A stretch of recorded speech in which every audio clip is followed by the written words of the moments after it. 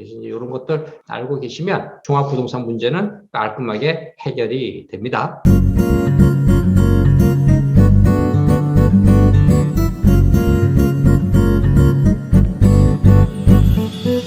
오늘 제가 말씀드릴 물건이 왕십리역 아시죠, 여러분? 전철역이 현재 지금 4개가 지나가고 있는 아주 강북에서는 왕십리역처럼 교통 입지가 좋은 곳은 제가 보지 못했습니다. 그리고 두 번째로 강북 지역에서 교통 입지가 좋은 곳은 상봉역이라고 있어요. 거기도 한 5, 6개 정도 지나가는 역인데요. 거기보다 입지적인 측면에서는 왕십리역이 좋은 이유가 서울이 그 25개의 구로 이루어졌는데 그중에 중구라고 하는 곳을 여러분 들어보셨을 거예요. 중구는 서울시 25개 구 중에서 가장 면적이 작고요. 또 가장 인구수가 작은 구예요. 중구는 상업지역이 또 굉장히 많은 지역입니다. 그래서 중구라고 하는 지역이 상당히 독특한 지역인데요. 이게 서울의 정중앙에 위치해 있습니다. 그래서 서울 중구가 굉장히 땅값이 비쌉니다. 여기는 다 상업지역이기 때문에 그런 중구에 바로 붙어 있는 게 왕십리역이에요. 그래서 왕십리역에는 공실이 없습니다. 주거용 부동산이. 왕십리역은 이 신혼부부라든가 또 일반 직장인들이 굉장히 선호하는 곳이에요. 이 교통의 어떤 중심지이기 때문에 상당히 좋은 지역이다라는 걸 알고 계시고요.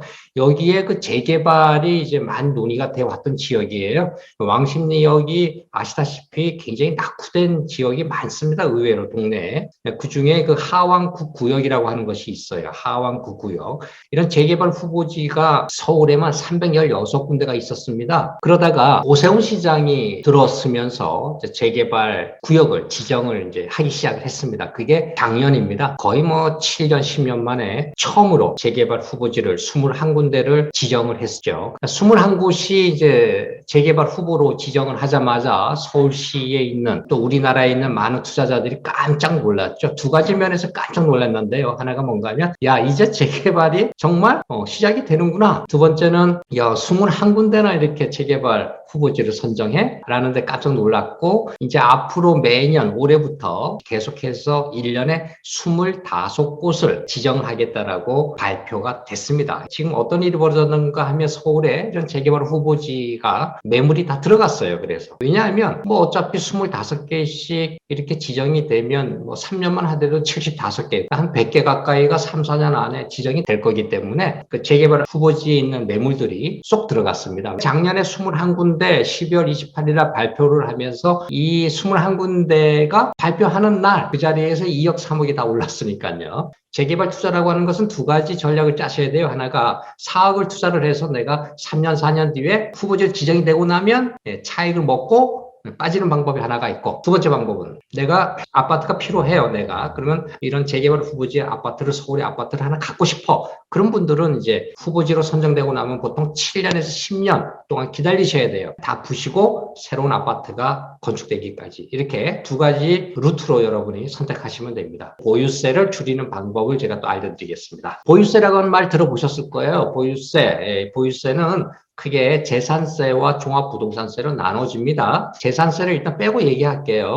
종합부동산세만 알고 계시면 됩니다. 종합부동산세는 다행스럽게도 이 기준가 기준이에요. 여러분 국세청 기준가라는 말 들어보셨을 거예요. 예를 들어서 강남의 아파트가 내가 10억짜리가 있다고 치면 국세청 기준가는 한 7억 정도 됩니다. 70%. 기준가라고 하는 게 왜 나왔나 하면 어떤 그 세금을 매길 때 재산세를 매길 때 그때 매기는 기준이 시세가 아니라 별도 시세보다 훨씬 낮은 한 30% 정도 낮은 국세청 기준가라고 하는 것을 공시를 합니다. 정부에서. 공시 가격에 대해서 이제 세율을 곱해서 여러분이 재산세를 납부를 하죠. 종합부동산세도 마찬가지입니다. 기준가를 기준으로 해서 세금을 이제 때리게 되는데 기준가가 1인당이에요. 중요한 거는 1인당 6억까지가 종합부동산세 면제예요. 그래서 여러분 부부인 경우에 부인 명의로 부동산, 주거용 부동산이 있을 수 있잖아요. 뭐 주거용 오피스텔이 있든 뭐 아파트가 있든 또 남편 명의로 오피스텔이 있든 주거용 또는 뭐 다세대 주택이 있든 시골에 농가주택이 있든 있을 거예요. 그거를 각 개인별로 합쳐요.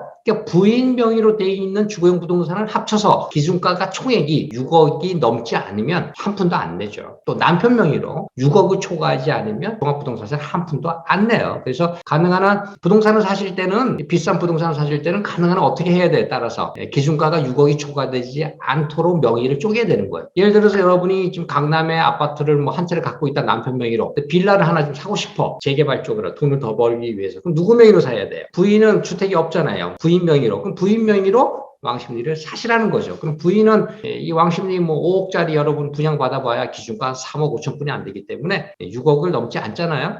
넘지 않기 때문에 부인은 종합부동산세를 한 푼도 안 내죠. 그래서 이제 이런 것들 알고 계시면, 아, 내가 명의를 어떤 부동산, 주거용 부동산 살 때 명의를 남편 명의로 할까, 내 명의로 할까, 이런 이제 고민하실 때 이 기준가 6억을 기준으로 해서 사시면 돼요. 가능한 한 주택을 보유하지 않은 분 명의로 사시면 종합부동산 문제는 깔끔하게 해결이 됩니다. 부부 합산하는 게 아니에요. 부부 합산해서 12억까지는 종합부동산세 걱정은 안 해도 됩니다. 자, 부동산 가격이, 여러분이 이제 부동산에 투자를 많이 하십니다. 부동산 가격이 계속 오르죠. 저 역시 부동산 가격이 계속 오른다고 하는 관점에서 제가 이 자리에 앉아 있죠. 자, 기본적으로 경제는 부동산 가격은 계속 오르는 게 경제의 기본 원리입니다. 왜 오를까요? 오르는 이유 말씀드릴게요. 땅값이 오르니까 오르는 겁니다. 원자재 가격이 오르잖아요. 근로소득이 오르잖아요. 아, 그러면 왜 이런 땅값과 원자재 가격은 왜 또 오를까? 인플레이션 때문에 그래요. 인플레이션이 뭐예요? 물가가 오르는 거죠. 물가가 뭐보다 올라요? 금리보다 더 높이 오르기 때문에. 그래서 부동산 투자를 우리가 선호하는 이유가 뭡니까? 은행에 돈을 갖고 있어봐야 부동산 투자를 따라가지 못한다는 거죠. 왜?